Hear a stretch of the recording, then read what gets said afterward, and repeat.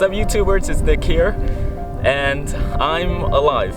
It's been a very long time since I last posted, and as you can tell, the setting is a little bit different now. I'm bald, so I look completely different. I'm bald. My eyebrows are gone, and it's because I just got done ordaining as a Buddhist monk here in Thailand at Wat Phra Dhammakaya. And people have been asking me why did you leave everything behind in California, your life behind, to become a Buddhist monk?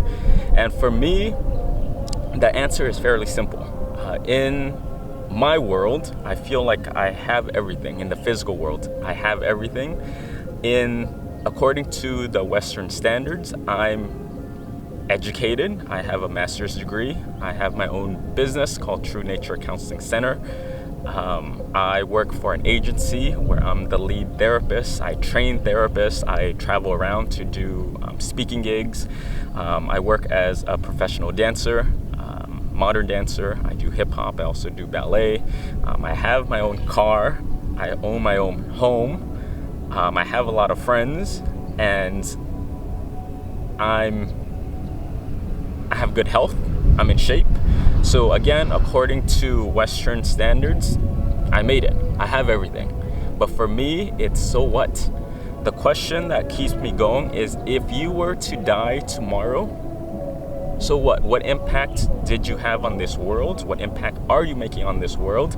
And everything that I work so hard for, I can't take the money, the car, the fame, anything. I can't take that. So for me, I wanted to get quiet. I wanted to detach from the physical world and develop my inner world. To me, that's more important. Before, I used to be guided by the outside world, what people thought of me, my career, my identity, my labels, who I was, how I was perceived. And for me, that's gone.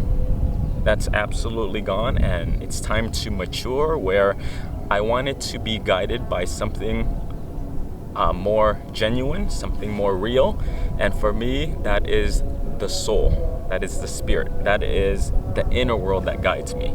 And I wanted to come to Thailand to detach, also to self-reflect, to determine who am I, what do I stand for, what are my values, what guides me, and also to just simply become a better human being in order to be of service to this world, where to decrease my ego a little bit, and also to genuinely learn wisdom. I want to guide people. If you guys have been watching my YouTube, you understand that as marriage and family therapist, my goal really is to target two audiences. One, I want to work with celebrities and entertainers in Hollywood, so the arts, professional athletes in the Hollywood world. And secondly, I want to target the sciences, which is the CEOs, the executives in Silicon Valley, the tech world.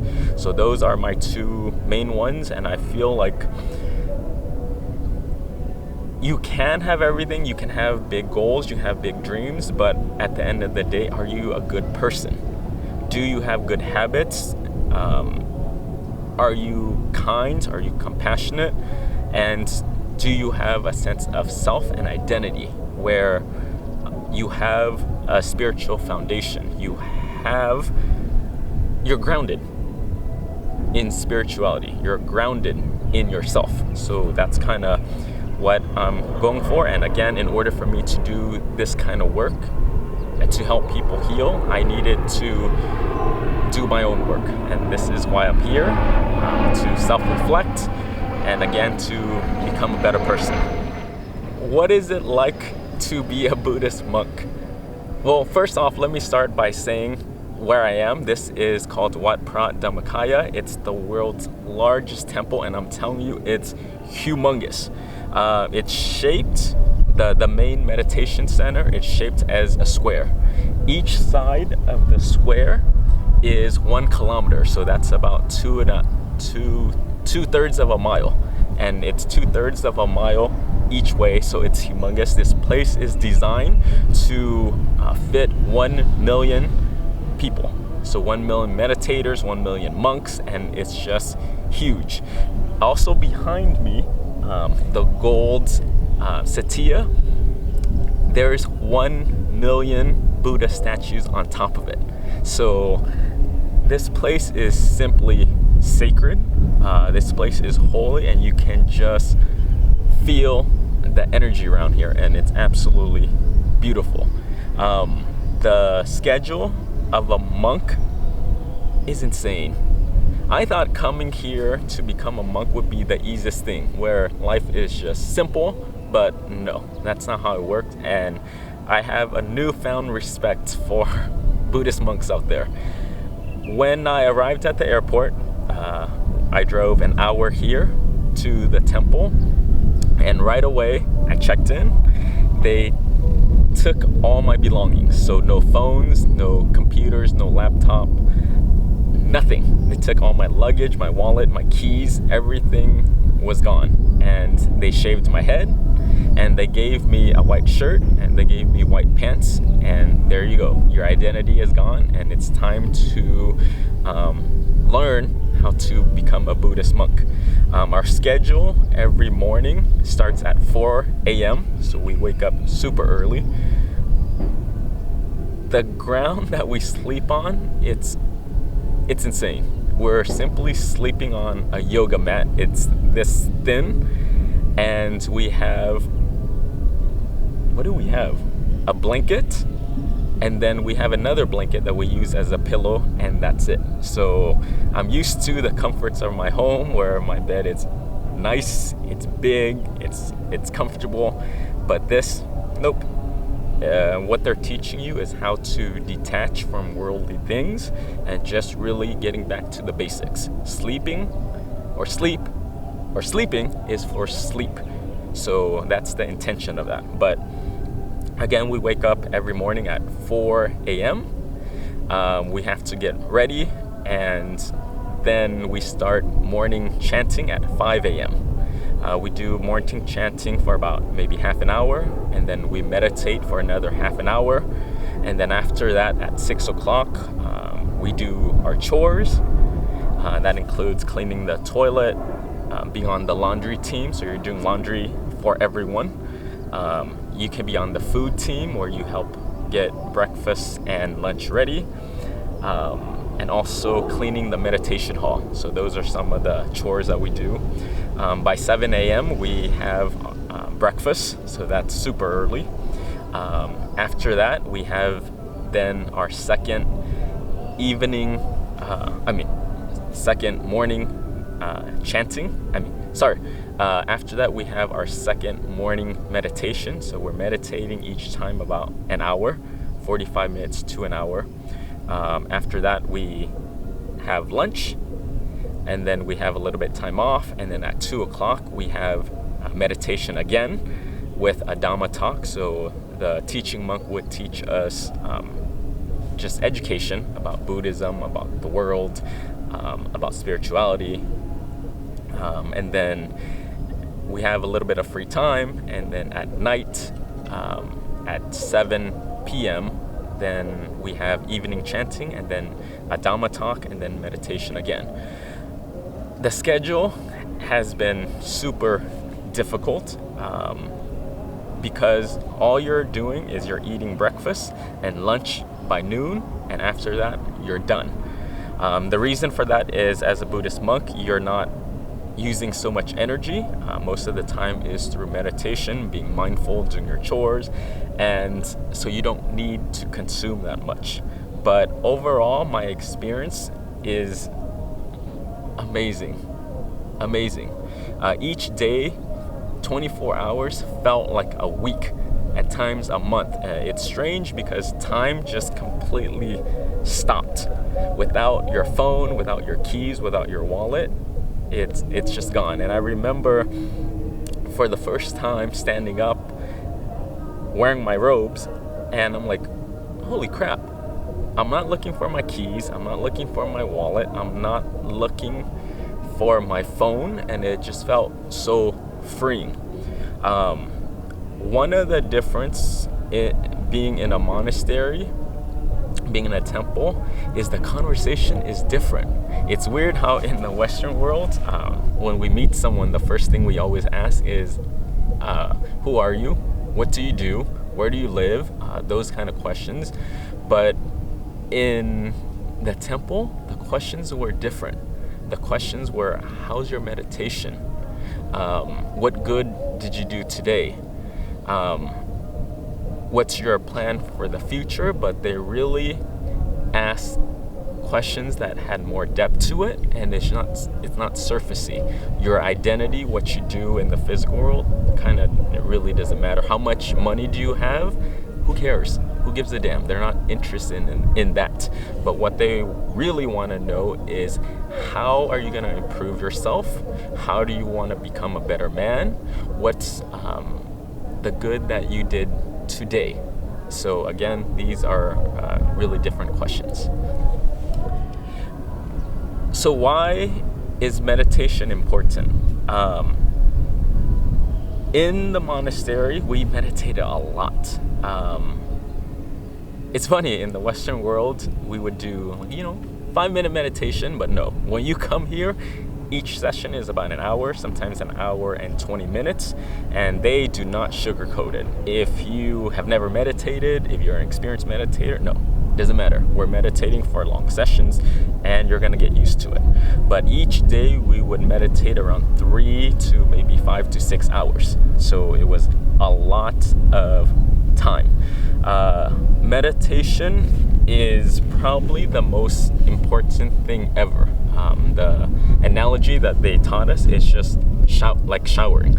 For the physical body, we know how to clean the physical body, and that's through showering, and we do that on a daily basis without people even telling us. It's been a habit of ours where we can't even sleep because it feels so dirty, and you just need a chance to shower.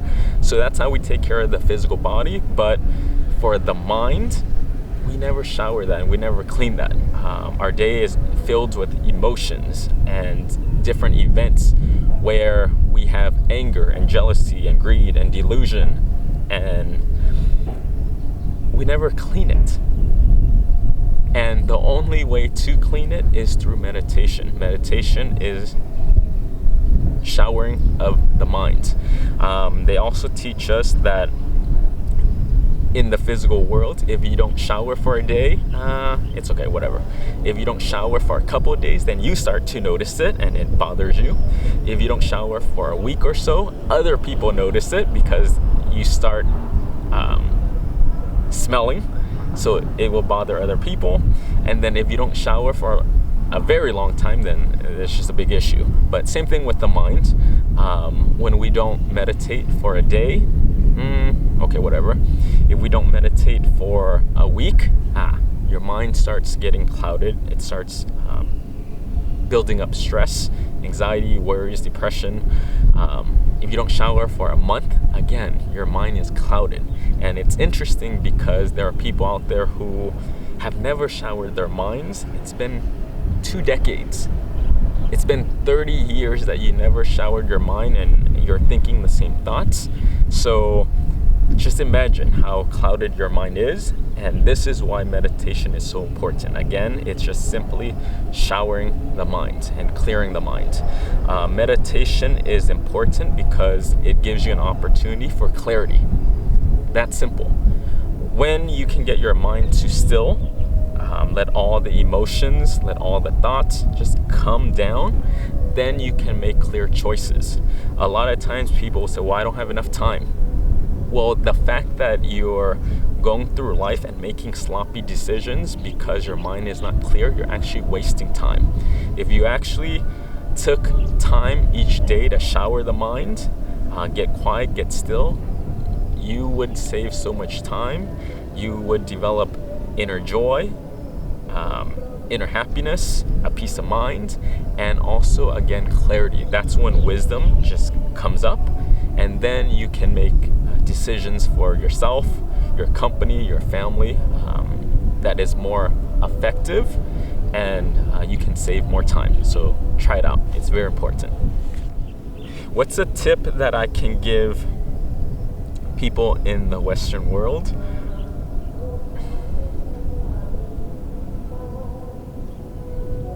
The tip really would be to develop a spiritual practice. You need to get grounded. You need time each day to detach from the physical world, to detach from your labels, your identity, who you think you are, this notion of feeling special. Detach from all that and get connected to the source of who you are. And again, that's through meditation. And the biggest misconception people have about Buddhism is that you need to be poor.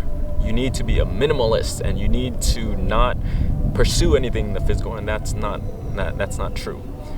You can be a billionaire and still be a Buddhist. You can have big dreams and big goals and big visions. That's not the issue.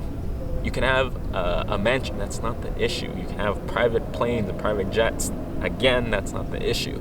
But the issue is, are you a good person? And are you contributing to make this world a better place? You can be a billionaire but be an asshole, versus be a billionaire and be kind and compassionate and help those around you. For people that have everything in the that have all the material items necessary in the physical world, my question for you is, how much is enough? When you have $1 million, do you need $10 million? Do you need $100 million? Now, do you need $1 billion?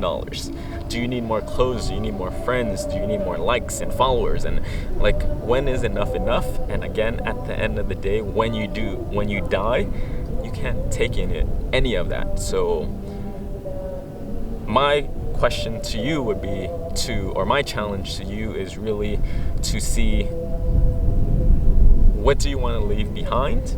And also, what are your values? And what guides you? I don't know. These are questions that you might want to explore. Yeah, so again, I just want to say thank you to everyone for following me on my journey. Again, I'm an introvert. I'm very private, but doing these YouTube series, sharing my life, sharing my journey has been amazing. I really do want to do more meditation videos, and again, I just came here to Thailand to develop myself, to be authentic, to have substance, and the rest of the time now is I want to give back to you guys. Traveling around the world, do meditation video, teaching you guys of pursue you, dream big, but at the same time be grounded. And the way to do that is through meditation, and I'm going to guide you guys through every step of the way. If you have a suggestion of where you want me to travel to meditate, feel free to comment below, send me your ideas, topics that you guys have. Again, this channel is for you guys, and I want to learn and grow with you guys, and let's do this together. But happy meditating, and let's do this. It's gonna be a fun and exciting journey, and continue to subscribe and follow me and share this with your friends. So thank you.